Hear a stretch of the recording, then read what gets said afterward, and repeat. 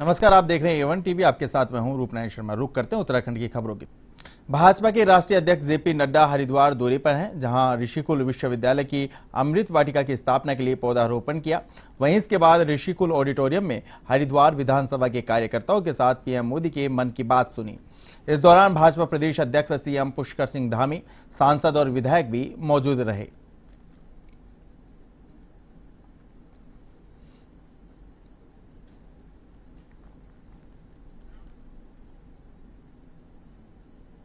मुख्यमंत्री पुष्कर सिंह धामी देहरादून के Indian institute of remote sensing संस्थान के दौरे पर रहे, जहां तमाम वैज्ञानिकों ने मुख्यमंत्री का स्वागत किया। इस दौरान Wadia institute, ISRO, deal, ITM, IIT और अन्य संस्थाओं से जुड़े वैज्ञानिक मौजूद रहे। इस दौरान मुख्यमंत्री पुष्कर सिंह धामी ने वैज्ञानिकों को चंद्रयान 3 की सफल लैंडिंग के लिए शुभकामनाएं दी। साथ ही उत्तराखंड में आपदाओं की घटनाओं पर भी विस्तार से चर्चा की। कार्यक्रम के बाद मीडिया से मुखातिब होते हुए मुख्यमंत्री पुष्कर सिंह धामी ने कहा कि चंद्रयान 3 की सफल लैंडिंग में वैज्ञानिकों का बड़ा योगदान है। आईआईआरएस भी इसरो का ही हिस्सा है। देश भर के 16 शीर्ष शोध संस्थानों में आईआईआरएस का नाम भी शामिल है।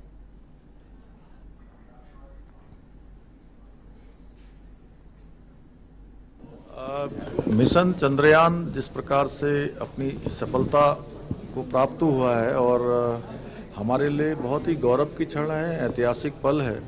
उसमें हमारे इस संस्थान का आईआईआरएस का भी, क्योंकि ये हमारा इसरो का एक संस्थान है और देश के अंदर चलने वाले 16 संस्थानों में से एक संस्थान ये भी है। इसके वैज्ञानिकों का भी उसमें बहुत योगदान रहा है और अन्य संस्थानों के भी सारे वैज्ञानिक जो समय समय पर शोध और अनुसंधान के क्षेत्र में काम करते हैं, उन सभी से संवाद हुआ है, जहां आज सभी ने इस ऐतिहासिक उपलब्धि के लिए आपस में मिलकर एक दूसरे का प्रोत्साहन किया है। वहीं निकट भविष्य के लिए आने वाले समय में और भी हम सबको सफलताएं प्राप्त हो। देखिए, आज तो 23 जब इतना सॉफ्ट लैंडिंग हुआ था चंद्रयान 3, उससे नॉट ओनली हमारा देश के जो नया पीढ़ी और सारी दुनिया के बच्चे लोगों में इतना उत्साह पैदा हुआ है।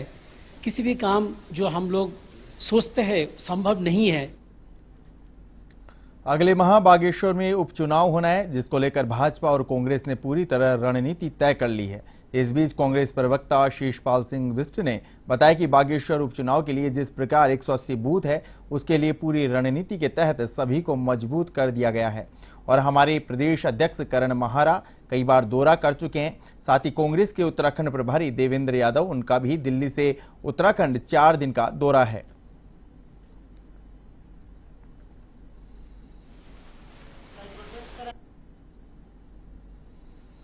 कांग्रेस पार्टी बहुत गंभीरता से ले रही है। चुनाव पूर्व ही वहां पर जो 180 बूथ हैं उनके पुनर्गठन का काम कांग्रेस पार्टी ने किया। सभी फ्रंटल संगठनों के जो संगठन हैं उसको चाक चौबंद करने का काम किया। प्रदेश अध्यक्ष आदरणीय करण महाराज जी 3 बार वहां पर संगठन की समीक्षा करके आ चुके हैं और वहां पर हमारे नेता प्रतिपक्ष, पूर्व मुख्यमंत्री, पूर्व राज्यसभा सांसद जो है प्रदीप टम्टा जी लगातार बागेश्वर में कैंप किए हुए हैं। अल्मोड़ा पहुंचे पूर्व सीएम और महाराष्ट्र के पूर्व राज्यपाल भगत सिंह कोश्यारी ने मोदी सरकार की जमकर तारीफ की। राजनीति के धुरंधर खिलाड़ी भगत दा ने इशारे इशारे में बागेश्वर चुनाव में नरेंद्र मोदी और पुष्कर सिंह धामी के हाथ मजबूत करने की बात कही। महाराष्ट्र के पूर्व राज्यपाल ने कहा कि उत्तराखंड का गांव प्रधानमंत्री मोदी के नेतृत्व में आत्मनिर्भर बनेगा। उत्तराखंड में अच्छे कामों को देखते हुए जनता प्रधानमंत्री नरेंद्र मोदी और सीएम पुष्कर सिंह धामी की मजबूती के लिए हाथ आगे बढ़ाएगी।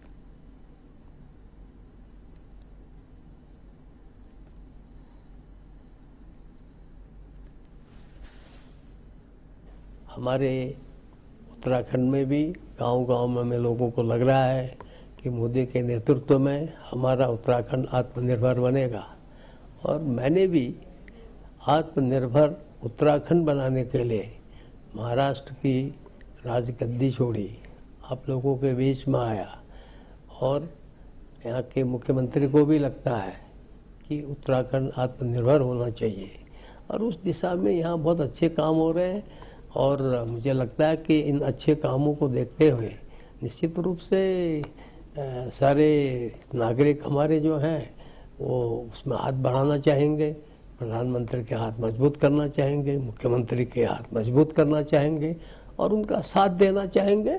इसलिए इसमें कोई बहुत ज़्यादा क्वेश्चन आंसर की आवश्यकता तो मुझे लगता है कि है नहीं।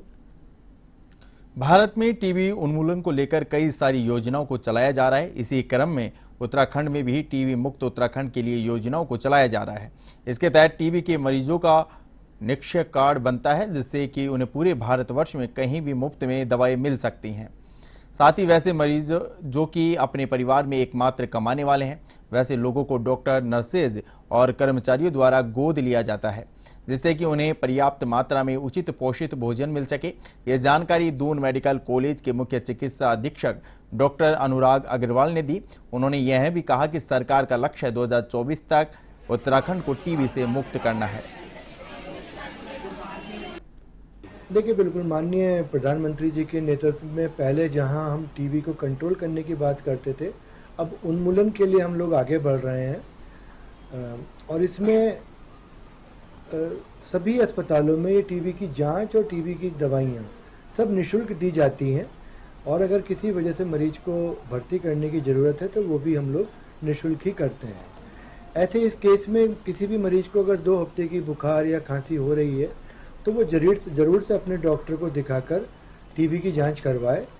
अगर वो धनात्मक पाया जाता है कि टीबी आ गई है तो उस केस में उसका एक निक्षय आईडी बनती है और वो कहीं भी जाएगा इंडिया भर में तो उस निक्षय आईडी के थ्रू उसको सभी दवाइयाँ फ्री मिलती हैं। A1 उत्तराखंड बुलेटिन में फिलहाल इतना ही। अब देखते रहिए A1 टीवी। नमस्कार।